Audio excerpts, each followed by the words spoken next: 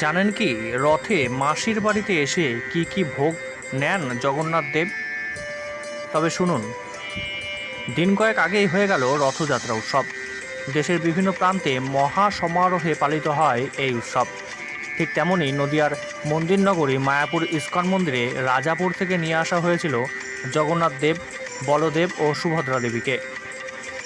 মায়াপুরের ইস্কন মন্দিরে জগন্নাথ দেবের অস্থায়ী মাসিবাড়ি হিসেবে ধরা হয়। রাজাপুরের জগন্নাথ মন্দির থেকে মায়াপুর ইস্কন মন্দিরে নিয়ে আসা হয় জগন্নাথ, বলরাম ও সুভদ্রা দেবীকে। উল্টো রথের আগে পর্যন্ত দেবতাদের স্থাপন করে পুজো করা হয় মায়াপুর ইস্কন মন্দিরে। ইস্কন মন্দিরের ভেতরেই সাজানো হয়েছিল জগন্নাথ দেবের মণ্ডপ।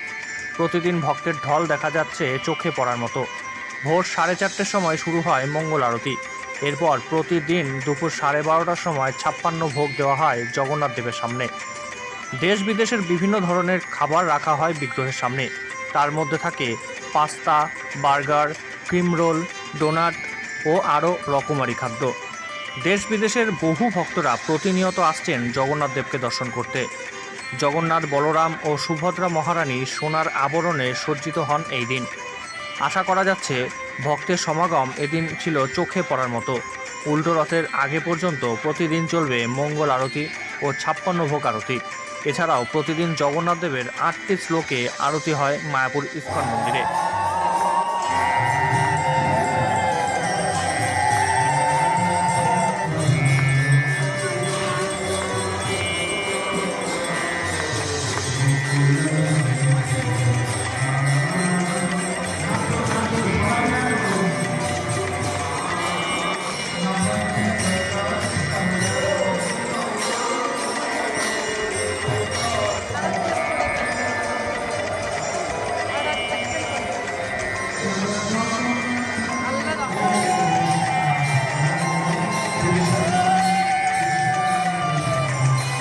জগন্নাথ জগন্নাথ দেবের রথযাত্রা চলছে ইস্কনের প্রধান কেন্দ্র শ্রীধা মায়াপুরে।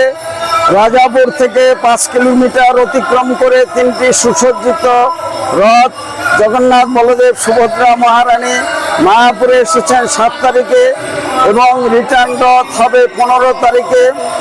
এই কদিন ব্যাপী জগন্নাথ দেব এই অস্থায়ী মাসির বাড়ির রূপে পঞ্চতত্ত্ব মন্দিরে গুন্ডিচা মন্দির স্থাপন করা হয়েছে, সেখানে অবস্থান করবেন। আজ বিশেষ দিন, আজ 56 ভোগ চলবে প্রত্যেক দিনই এবং এই 56 ভোগ নামে মাত্র। এখানে শতাধিক দেশ বিদেশের খাবার পরিবেশন করা হয় জগন্নাথ দেবকে। জগন্নাথ দেব ভোজন রসিক এবং তিনি খেতে ভালোবাসেন, যার জন্য তার হাতের জল শুকায় না। এখানে মঙ্গল আরতি থেকে শুরু করে সারাদিন ব্যাপী বিভিন্ন অনুষ্ঠান চলে।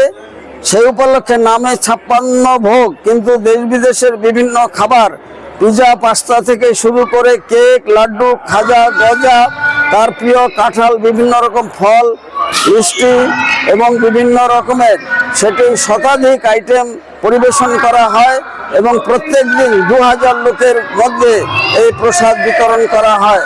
যারা আসেননি তাদের আসার জন্য এবং এই জগন্নাথ দেবের 56 ভোগ দর্শন করার জন্য, প্রসাদ পাওয়ার জন্য সাদর আমন্ত্রণ জানাই রসিক গৌরাঙ্গ দাস, ইস্কন মায়াপুর জনসংযোগ আধিকারিক।